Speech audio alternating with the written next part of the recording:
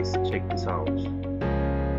This one I found while searching my tardigrade, which was supposed to be my petri dish.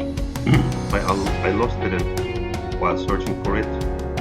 I found these little creatures which are about 0.2 millimeters, maybe 0.3. They move quite fast. Now you can see both of them, two of them together. I found at least 4 of them in my petri dish.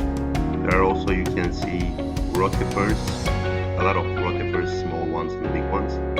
But this one, now in a big zoom version, this one is something I just met. So if you know what it is, just please comment and let me know, because I'm really curious.